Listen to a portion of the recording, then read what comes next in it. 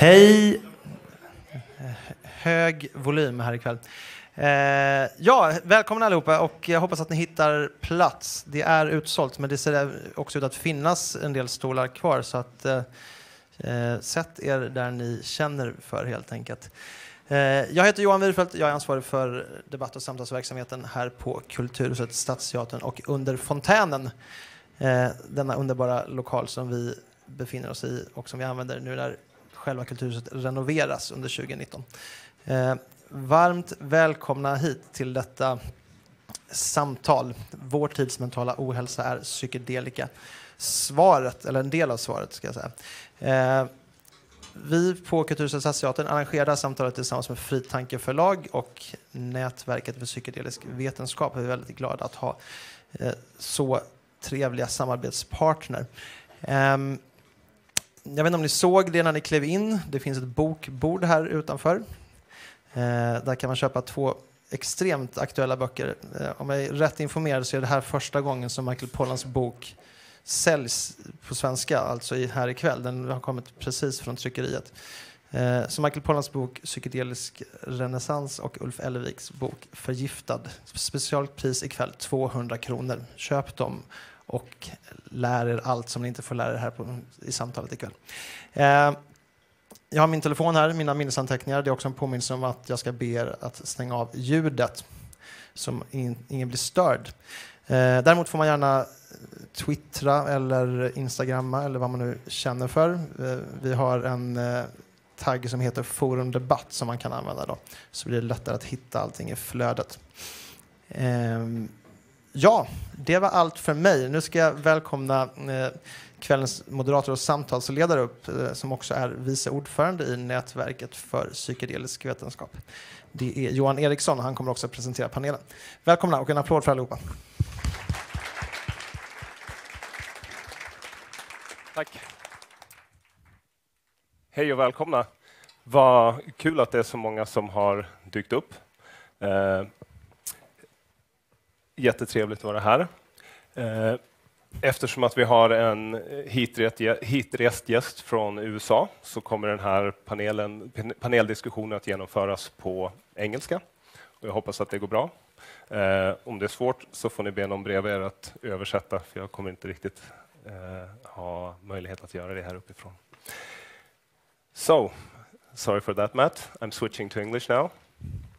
I'm so glad to have the 3 of you here, and I will start by introducing each one of you, and then we will move on to the discussion. So, Matthew Johnson is a psychologist and associate professor at Johns Hopkins University in Maryland. He's an expert in addiction medicine and drug abuse research.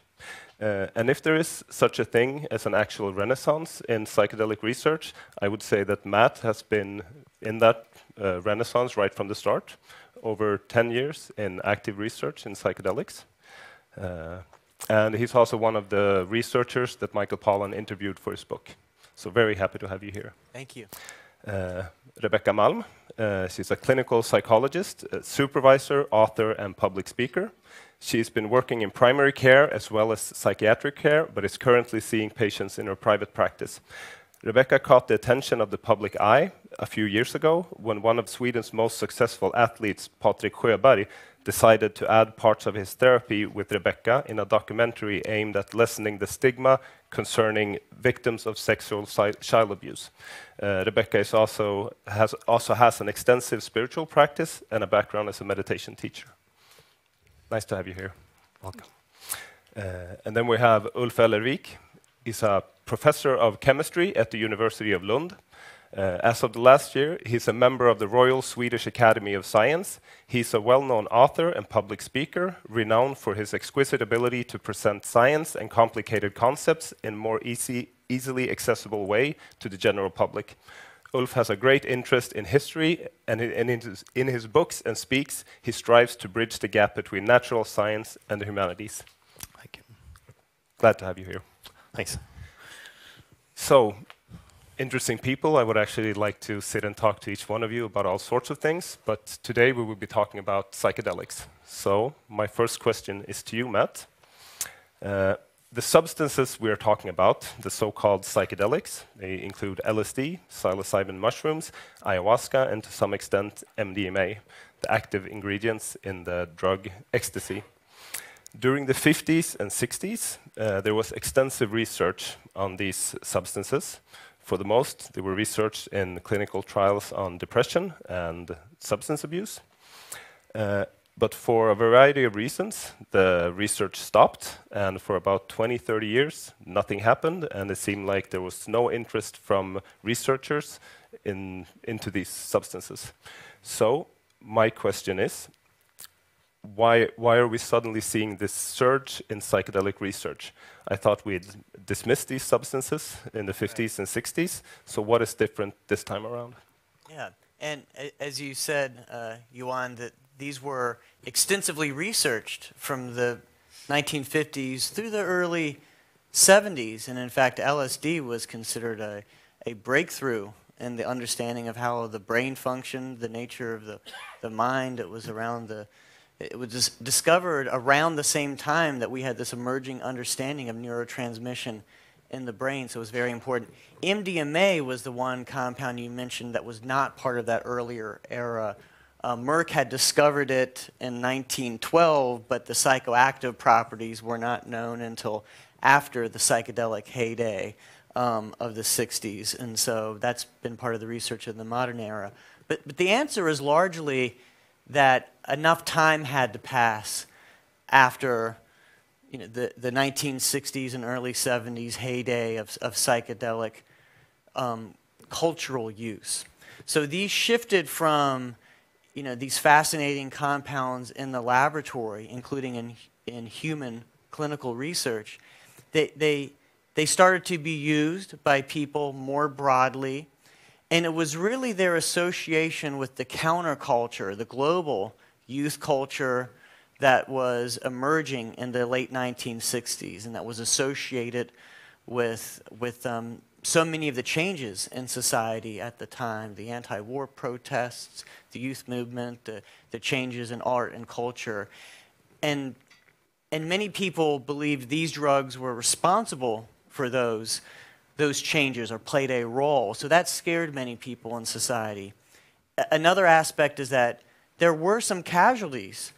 A lot of people used these drugs. Some people, many people, they did not harm, and in fact, many people claim lasting benefit from their use of these drugs. But there are definitely people who were harmed by these drugs, who had very high doses, and they had a psychiatric vulnerability, for example, a schizophrenia vulnerability, and these drugs caused some harm to those people. And people that had accidents during a bad trip, a difficult drug reaction, when they were not in a safe environment. So essentially, the clinical research, when conducted safely, like the good clinical research, there was never any reason. It was not concluded that, oh, you cannot safely do research with these drugs.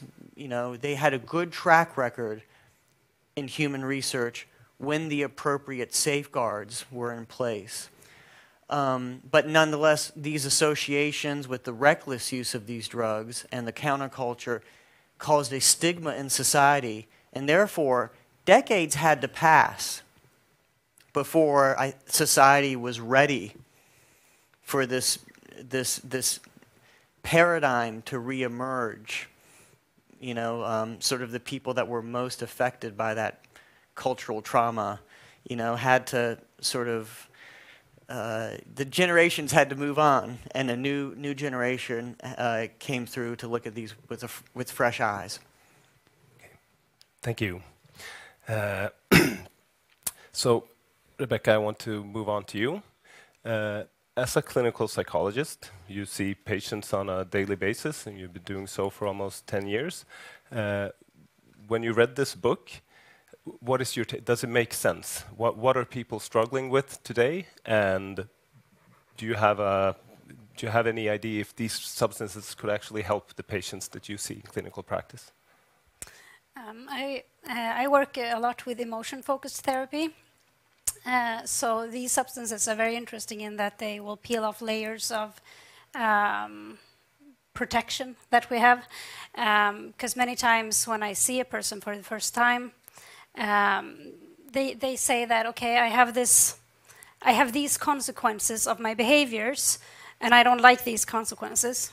So how can I change my behaviors? And then I ask, well, why do you do those behaviors? And they say, well, because I have these emotions. Because emotions are what triggers the behaviors. It's like what triggers the behaviors, and it's supposed to lead to good consequences. So why are the emotions leading to bad consequences for these people? Then they say, well, there's something wrong with the emotion. All right, so why is the emotion not in harmony with the situation? Why is it not? Why is it suppressed? Why is it too big? We need to look at what causes that glitch. And I think in the book he talks about how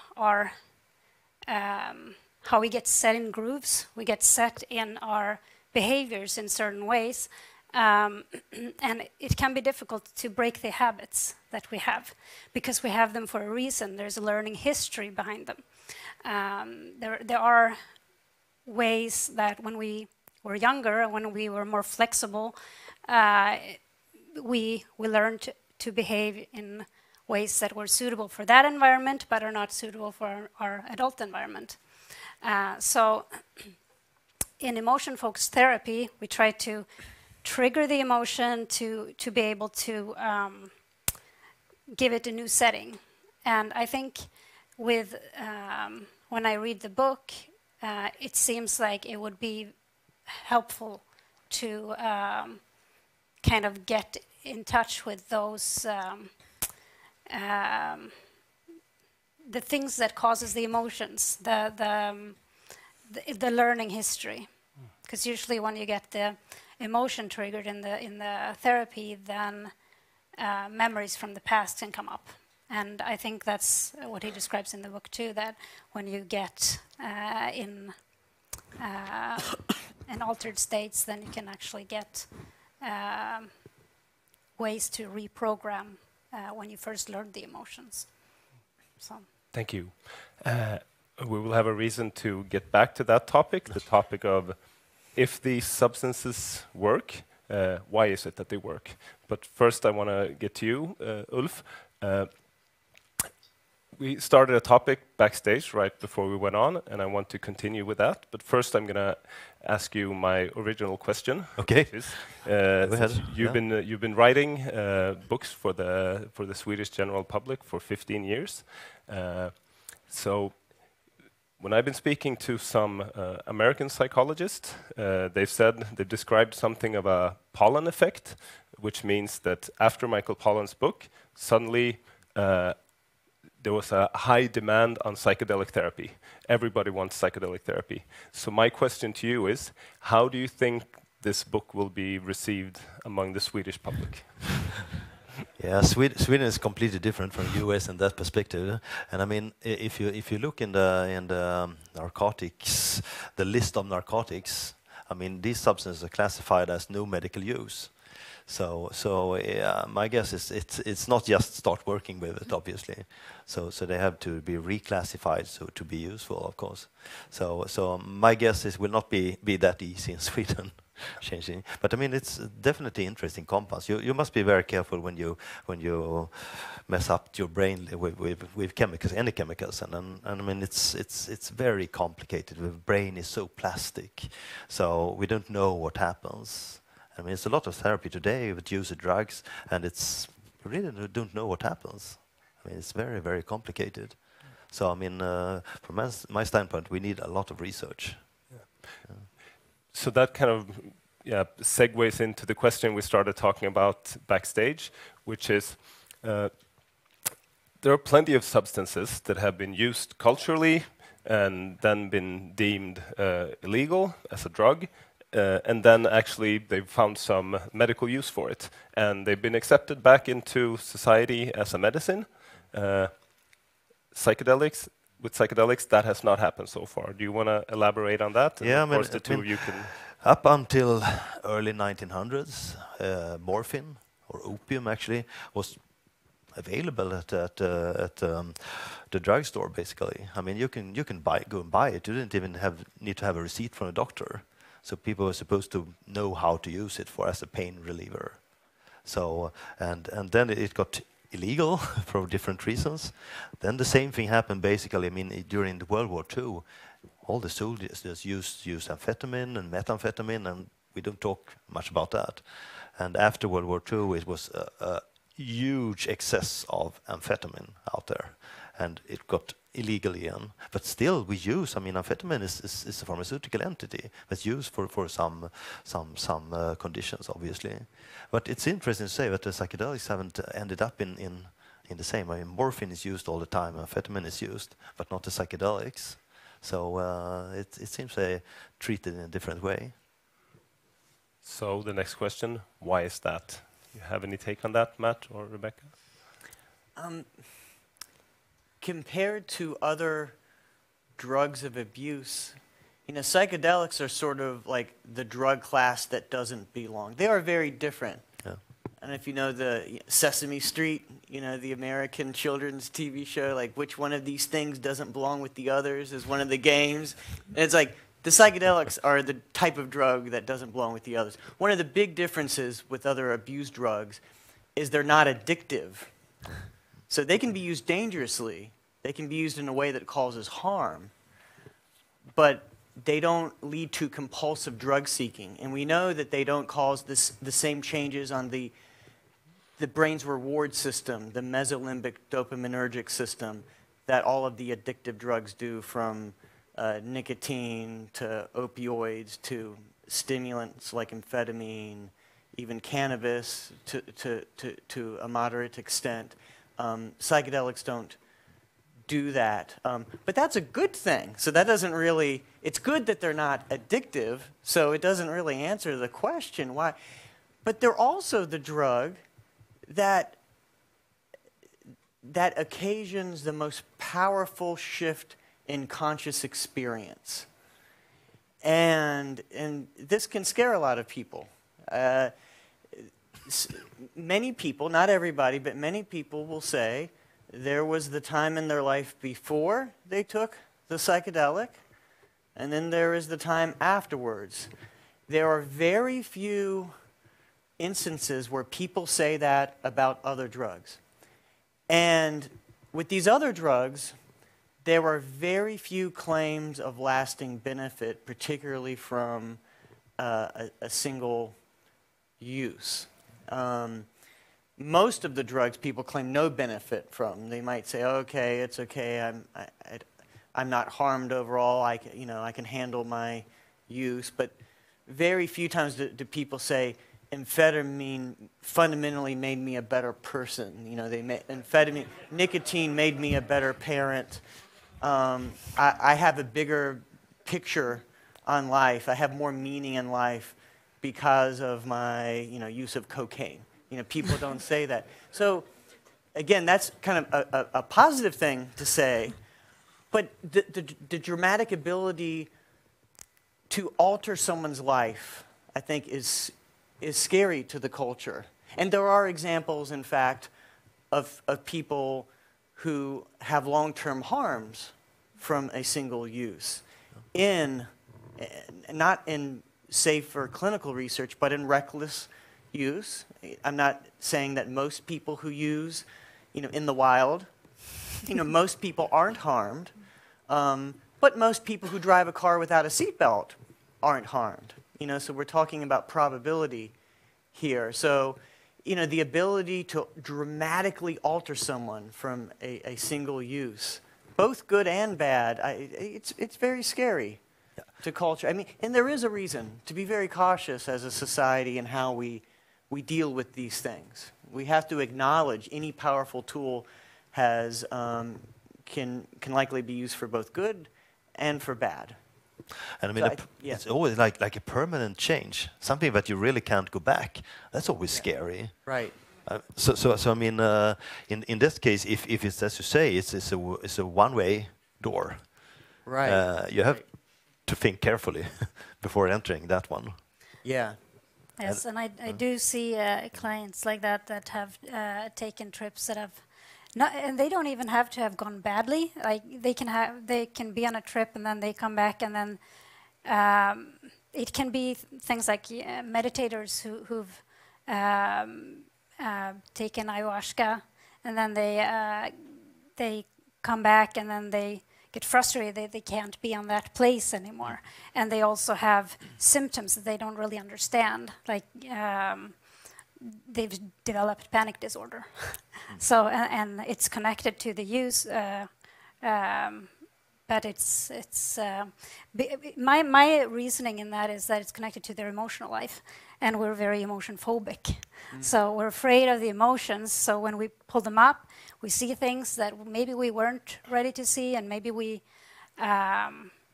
learned a lot by seeing, but it also dragged up a few other emotions that maybe we couldn't handle.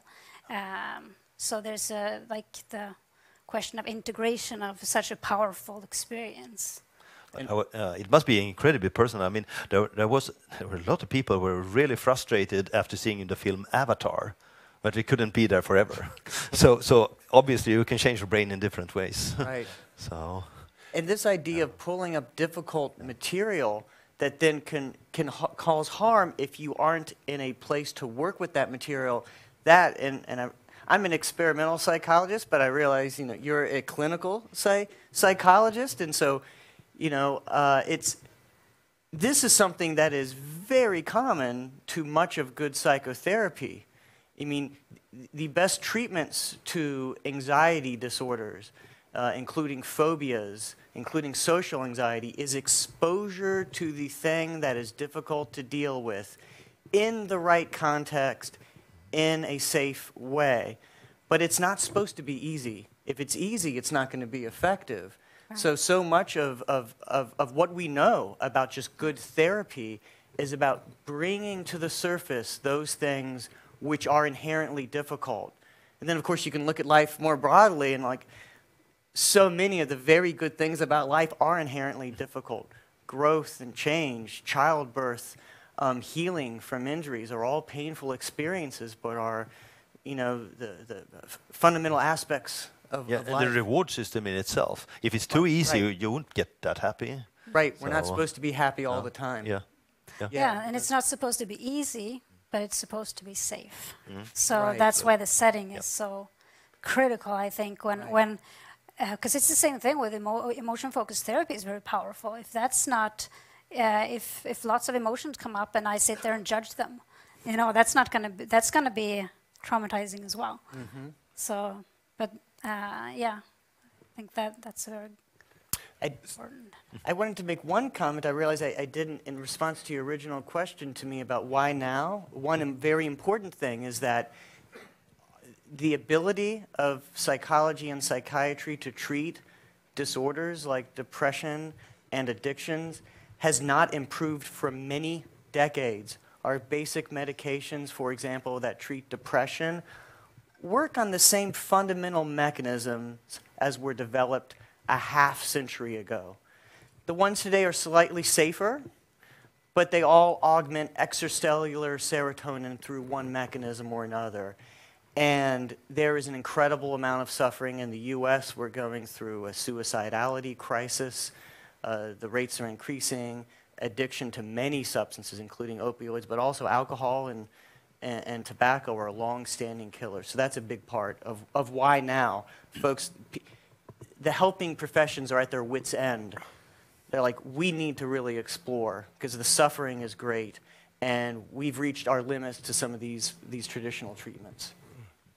Yeah, the suffering is great in society, and as a board member of the Network for Psychedelic Science in Sweden, a lot of people are contacting us, asking about, okay, where can I find a psychedelic treatment? And of course, there are no psychedelic treatments in Sweden, and there is currently no research going on in Sweden. So let's say, even if these substances work, they work in a therapeutic setting. What if this catches on and we see this pollen effect, and suddenly everybody starts taking these substances by themselves do you see a risk for a backlash in society, and the same thing from the 60s happens over again? Anybody? No, please. I think there is that risk, and I think we need to be the history of this research is full of lessons, and we need to fully know that history and live by those lessons. One of the very important lessons is what I've said before: there are risks. Any powerful tool can be used for good or harm, and the nature of the effects will depend on the context, as you said earlier. So we need to be very clear. The results that we see in clinical research are not to be expected, in any use. Now, it's complicated because many people, frankly, have used, and I've conducted survey research on this, many people have used on their own, sometimes for recreational reasons, and claim benefit. But there are other people who have used on their own and claim to have been harmed. So what we do know is that we can maximize benefit and drastically minimize the risk. All of the major known risks of psychedelics: exacerbating psychotic disorders, engaging in dangerous behavior during a bad trip, increasing heart, psilocybin and LSD increase heart rate slightly, so those people who have a severe cardiac illness can be harmed acutely, so we can screen for all of those things. We can screen for. We can, through screening, monitoring, and follow-up care, we can squarely mitigate those risks. So I think it's critical that we are clear about this, and we can't fully control what people do in culture, but to speak very clearly and consistently about the risks. And hopefully there won't be a backlash, but some of it is going to be outside of our control. But I think given the level of suffering, we have a responsibility as a field to cautiously pursue these novel treatments. So, Ulf, you mentioned that obviously we need more research, but I'm wondering, the US is one thing and Sweden is another. Sweden has traditionally had a very conservative and harsh take on illicit drugs, lumping all drugs in together. And what are your takes, you Swedes? How is this going to be received in Sweden? Yeah, I mean, obviously it's highly controversial, and I mean, just take the UK as an example with David Nutt.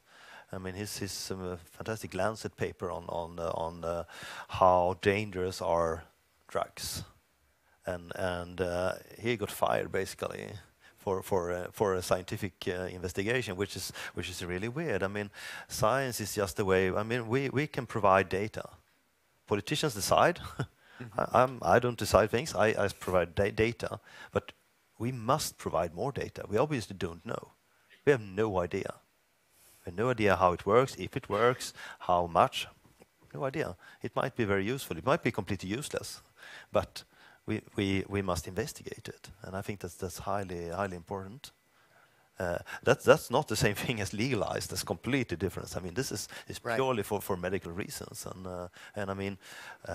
If there are drugs that can actually help, I think we should try them. Absolutely.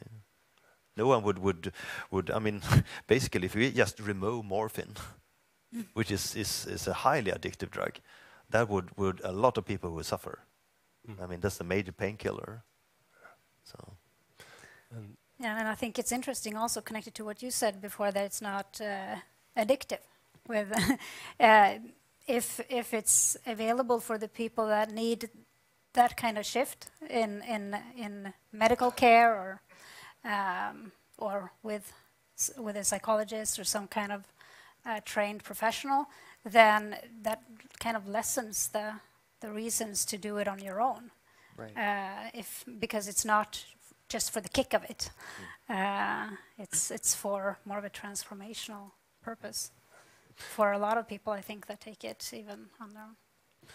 And so how controversial is this? So you, for example, you work in your private practice. Let's say if you would have an employer or if you would work for Landstinget, would that affect your decision on being on this panel even? No, but I've meditated a lot. I don't know what my ego would say, but I drag it here. So I want to come back to how these substances actually affect us. How can these substances actually alleviate suffering in patients? So, Matt, in the book, there's a quote from you where you say that these substances dope slap people out of their story, and you continue to describe these substances as rebooting the system. Could you elaborate on this? Sure. Well, those are obviously pretty crude, ways to, express what seems to be going on clinically, and we're doing our best to figure out both the psychological and biological mechanisms behind that. But I think a credible emerging story is these drug experiences can profoundly increase mental and behavioral flexibility.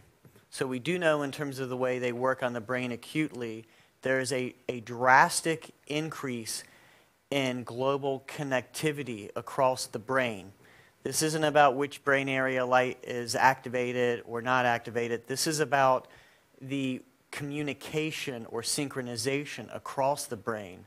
There's a dramatic increase in this communication, and this is consistent with subjective experiences where people report novel insights.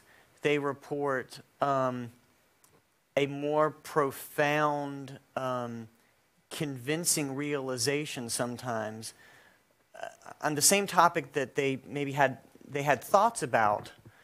Like the people I've done research helping people quit smoking with psilocybin, and typically they don't learn something new. I mean, they know smoking is harmful for them. They've wanted to quit. They know it's important to extend their life and be with their family. But they then have an experience sometimes where they feel these things profoundly, deeply.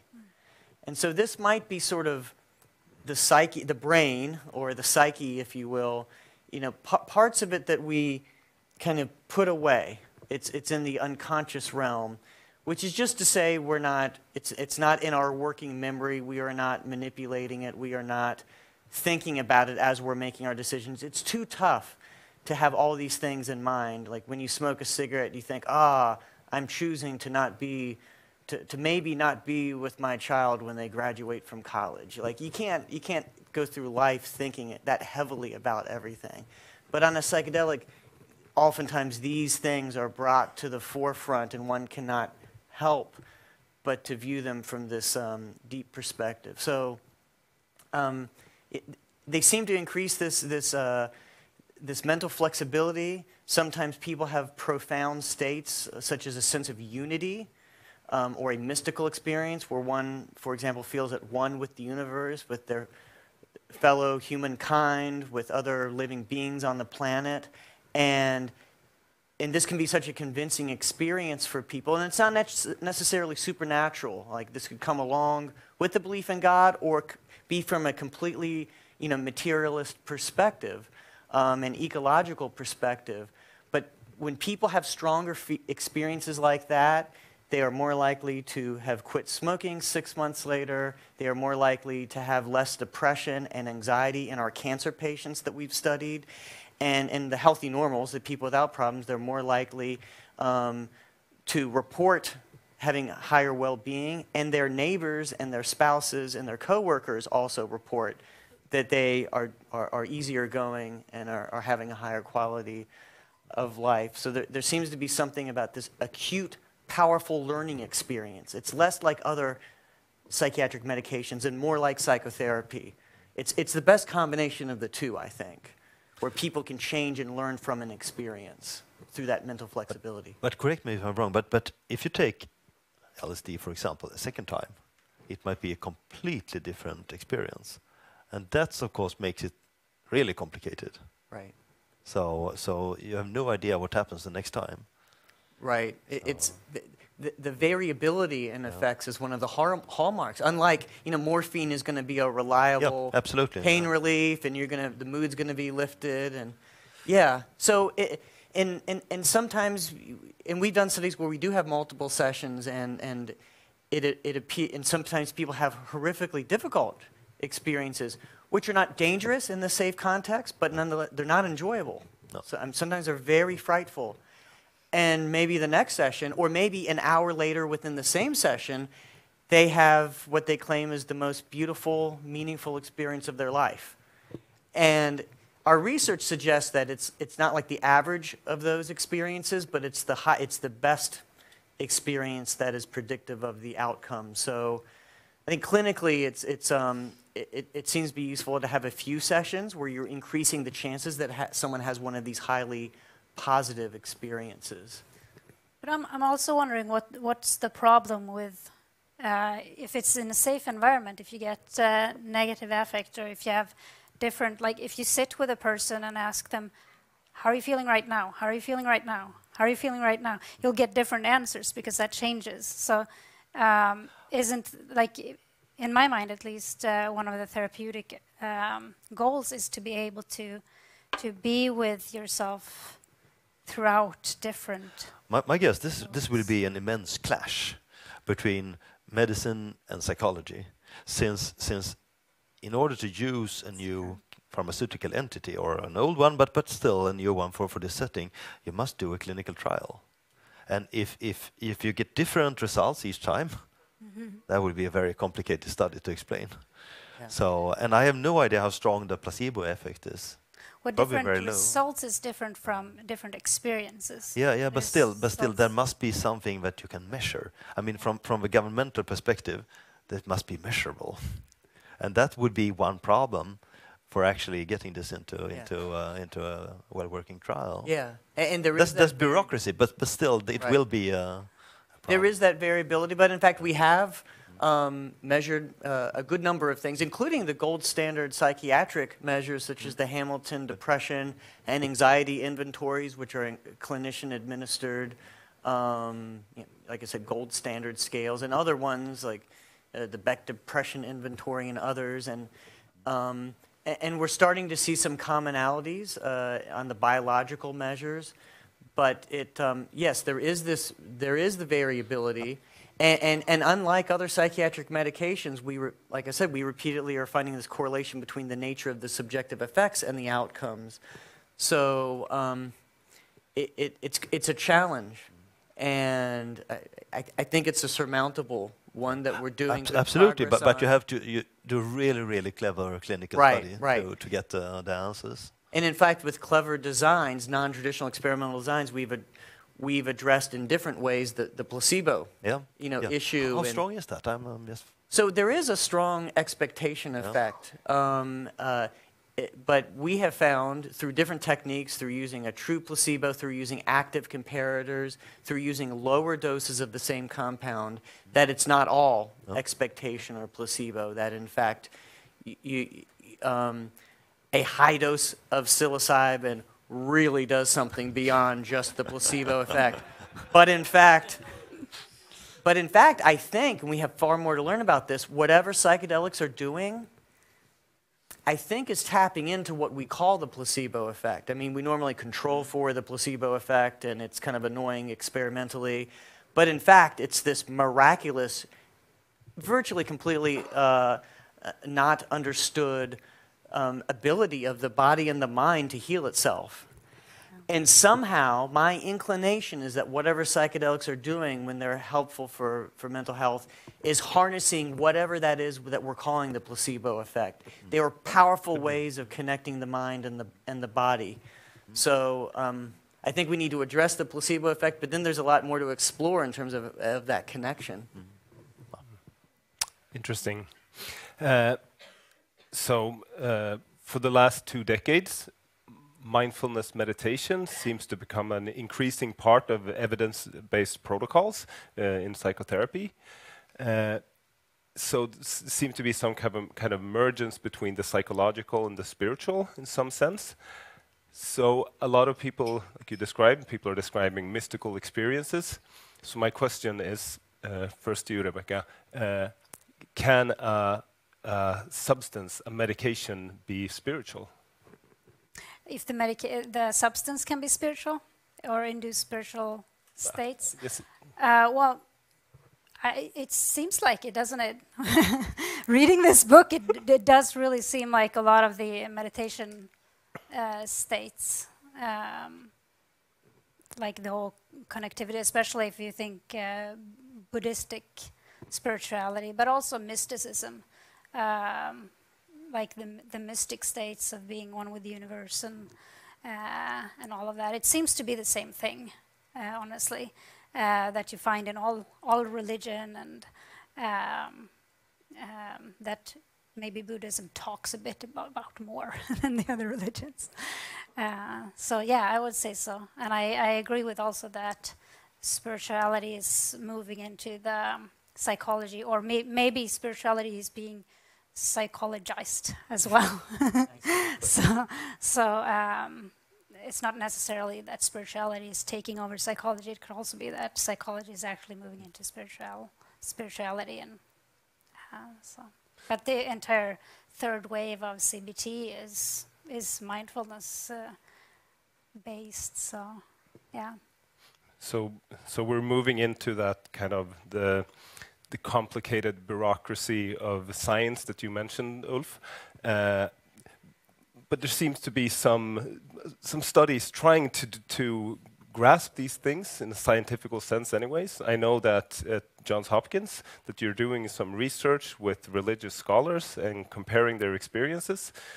Would you like to just tell us something about that? Yeah, we're nearly finished with a study using religious professionals, so priests, rabbis, religious leaders in a variety of different faiths. Buddhism, basically as wide of a variety as we can find, and assessing the nature of their experiences under a high dose of psilocybin, and looking at the long-term effects. It's sort of it's a small study, but it's one in which we're sort of casting our nets wide in terms of the questions. There's not one kind of very focused hypothesis, but a number of interesting questions. It's a very preliminary study. But yeah, is the nature of this experience similar across people from different faiths?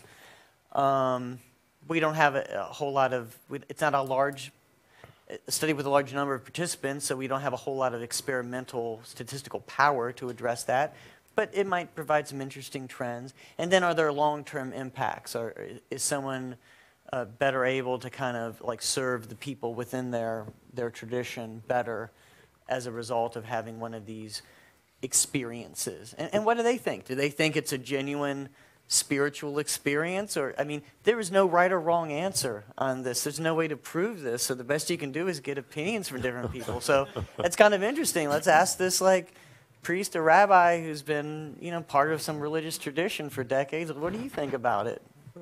Here, have some psilocybin and then ask them after. What's up? What was that? So yeah, seems to be like one of those creative steps to perhaps move one step closer, what that Right. Ulf was asking for. So let's say 5 or 10 years in the future, more studies come, and the studies in the phase 3, the results of the phase 3 studies are just as promising as the studies we've seen now so far. How will this be implemented in society? Will you just go to your psychiatrist and they will give you LSD and you will lie down in the couch, or who will get this treatment and how will it look like? Open question. There will be one major bureaucratic problem. No one will pay for the studies. since no one can earn money. I mean, these compounds are known for 100 years and or less than that. So, but in this scenario, the studies are done. Absolutely, the data but is still, there. I must say, I mean, it's very hard to get a patent. And if you can't get a patent, you won't earn any money. So it's very hard to make the studies. So that is a major problem, obviously, with known compounds. I mean, we can do scientific investigations, but it's very hard to actually produce it. Would you say that there's an interest to that those studies not be made? No. Like I'm just saying that in order to make these into a medicine, you must do phase 1, 2, 3 clinicals, and that costs about $1 billion maybe, and someone must pay that. Yeah. Now So, there are some answers. I agree. We don't know these. It's a big question. How is this going to play out? Is it it's possible? a very practical question. There are some things to say about it. With some of these compounds, in fact, a lot of that phase 1 work is done. In the U.S., the National Institutes on Health has spent hundreds of millions of dollars to look at the harms of MDMA, and that has actually provided very solid toxicology phase 1 data that, like, you're able to skip millions of dollars and move on past that. And in fact, with the other compounds, LSD and psilocybin, there was quite a bit of human research in the older era, so we've been able to skip, because it's not first in humans, we've been able to kind of skip some of that, but nonetheless, very expensive work is ahead of us. So your major point still holds. But there are some things to consider, some different models. There are now multiple nonprofit entities, essentially nonprofit pharmaceutical companies, such as the USONA Institute and MAPS, the Multidisciplinary Association for Psychedelic Studies, that are pursuing this idea of having this nonprofit model drug sponsor, and you know, that's an open question. Will those models work? There are multiple commercial entities that are exploring and at the beginning of developing psychedelics as medicines, but it's a big question. Is there a profit in it? And really, I think no one ultimately knows. No, and I mean, the minute FDA actually proves it, everyone will produce and sell it. So right. So it may be that the money is to be made in the treatment delivery. Yeah. I mean, this is a professionally expensive model, and so it may not be. It may be like non-traditional with medication. It's not in the compound to make your money, but in the having the clinic, having the professional staff with the highly specialized training to provide this service. I also find it interesting that when we're talking about psilocybin and non-profit, that since it seems to have the power to kind of save people, it's like it has this religious almost undertone.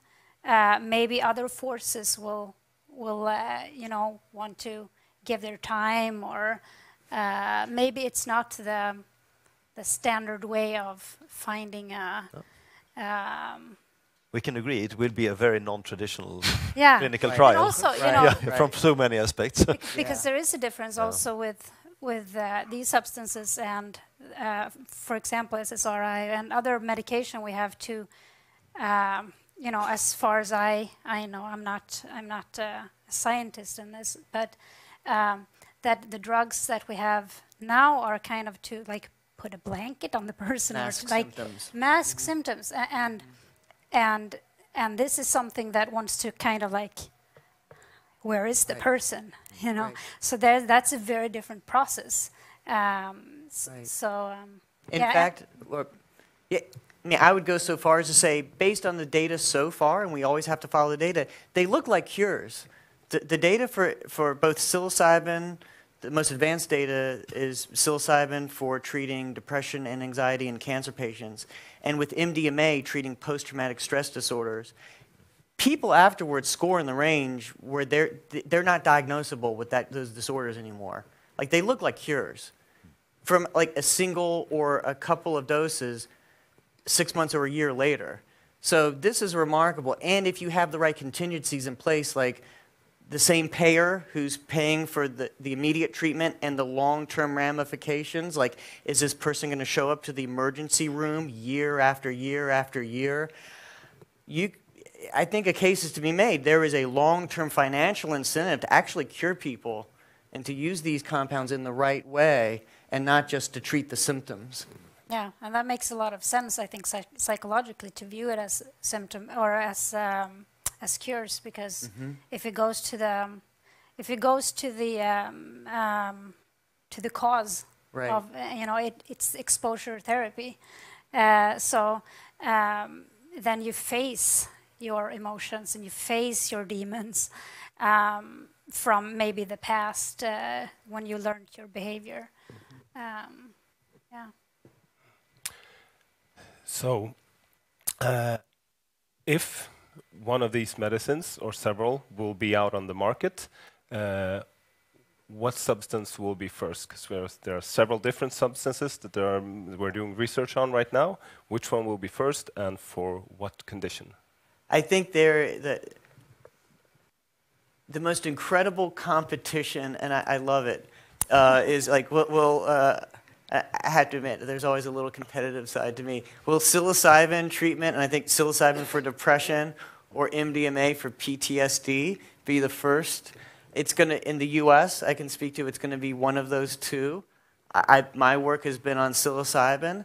No matter who wins, gets first, we all win, I think, because I'm a big fan of the work with MDMA, and those are good colleagues doing that work. So I'm looking forward to the game changer when we're past the first approval. Then it's like, then the work is just beginning. Then it's looking at other treatments. Then it's looking at other compounds. What about LSD? What about the hundreds of other molecular entities that affect the serotonin 2A system in slightly different ways? We have a whole library of compounds to test, and we can test the interaction between all of these compounds and different modes of psychological therapy that are known and empirically supported. So, yeah, the fun really begins even once we determine who wins that first indication competition. Okay. So I just want to hear, because I'm so curious, after those two top-tier candidates, what's next? I think there is still a stronger record of human safety for LSD than any of those two compounds. There were a lot of people that received LSD in clinical research in the older days, and we have stayed away from LSD just because that was so politically sensitive. In the late 60s and early 70s, it wasn't the folks, using recreationally. We're not using mushrooms. That was in the US, that was more in the mid to late 1970s when it started. It was LSD. When Jimi Hendrix said, "Are you experienced?" he was talking about LSD. I mean, that's the thing that scared the bejeebus out of the status quo. And so, I think looking at psilocybin has in part been a strategic move to not kind of scare people. But in fact, they're both serotonin 2A agonists. They work in the, these are like the difference between morphine and oxycodone as opiates, or like the difference between diazepam and some of the other benzodiazepines like triazolam. They're slightly different ways of interacting with the same receptor system. So, and again, there's more safety data still on LSD. So I think the time to return to LSD is about here. There's a lot of therapeutic potential in LSD. Okay.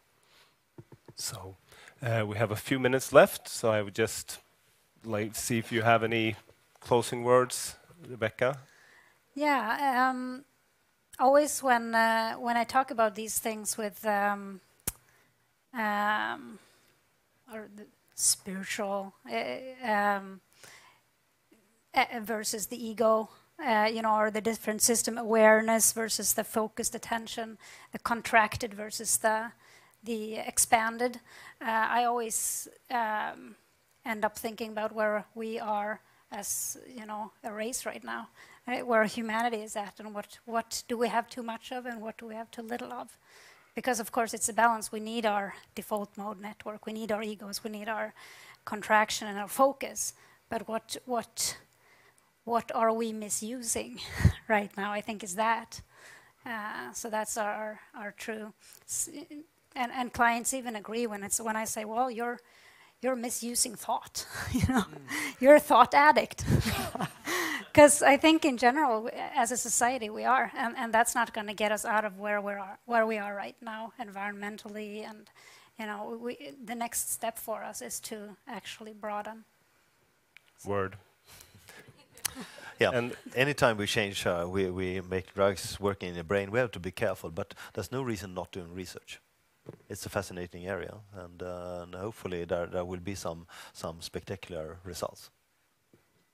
okay, time will tell. So, I would like to thank the three of you for this very interesting discussion, and I would like to thank the audience for coming here. I would also like to advertise for another event that the Network for Psychedelic Science is doing in cooperation with Forum Debatt at Kulturhuset, which will be on the 5th of November.